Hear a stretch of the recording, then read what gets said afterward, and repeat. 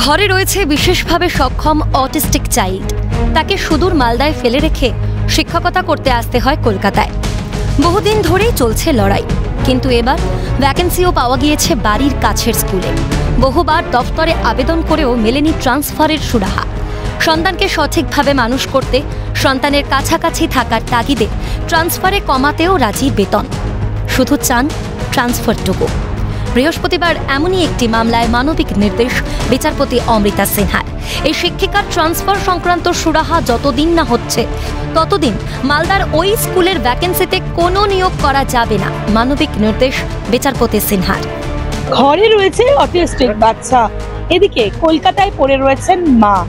বারবার আবেদন করা হয়েছিল দফতরে, অর্থাৎ বারবার মা স্কুল এবং দফতরে আবেদন করেও কোনোভাবেই ট্রান্সফার করা যায়নি। তাই কলকাতার শিক্ষিকা ট্রান্সফার চেয়ে মালদায় ট্রান্সফার চেয়ে কলকাতা হাইকোর্টের দ্বারস্থ হয়েছিলেন।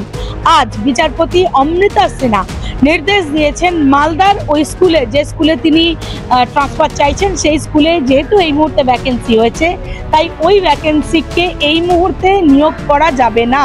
কোনোভাবেই কমিশন সেখানে নিয়োগ করতে পারবে না যতদিন না পর্যন্ত এই টিচারের মামলাটি কোনো সুরা বা ঠিকঠাক সদুত্তর মিলছে। জানা গিয়েছে কলকাতার সেন্ট পিটার হাই স্কুলে চাকরি করেন শিক্ষিকা মনীষা রায়। তার বাড়ি মালদায়। কলকাতায় শিক্ষকতা করতে আসার ফলে অবহেলায় বাড়ছে বাচ্চার অসুস্থতার মাত্রা। সম্প্রতি তার এলাকার স্কুলে শূন্যপদ হওয়ায় তার দাবি তাকে সেখানে বদলি করা হোক।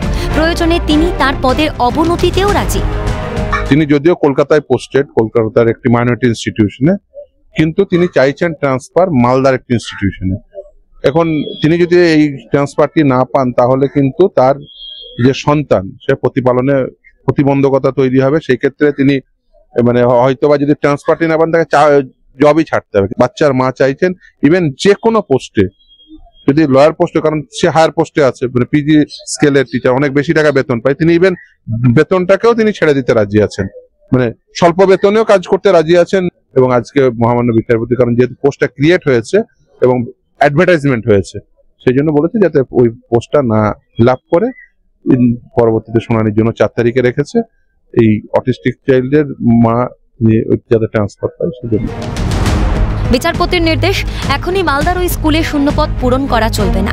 আপাতত যতদিন না পর্যন্ত এই মামলার সুরাহা হচ্ছে ততদিন পর্যন্ত ওই শূন্যপদ খালি রাখার নির্দেশ বিচারপতি অমৃতা সিনহার। আগামী 4 ডিসেম্বর মামলার পরবর্তী শুনানি, সেই দিনই বিচারপতি সিদ্ধান্ত নেবেন আদতে এই ট্রান্সফার করা যায় কিনা। তবে আজ বিচারপতি অমৃতা সিনহা মানবিকভাবে কমিশনকে নির্দেশ দিয়েছেন যে কোনোভাবেই ওই ভ্যাকেন্সি ফিল আপ করা যাবে না। আপাতত ওই ভ্যাকেন্সি ফিল আপের ওপর অন্তর্বর্তী স্থগিতাদেশ জারি করেছেন বিচারপতি অমৃতা সিনহা। ক্যামেরায় প্রসন্ন নস্করের সাথে অভিরূপা হাজরা, ক্যালকাটা নিউজ।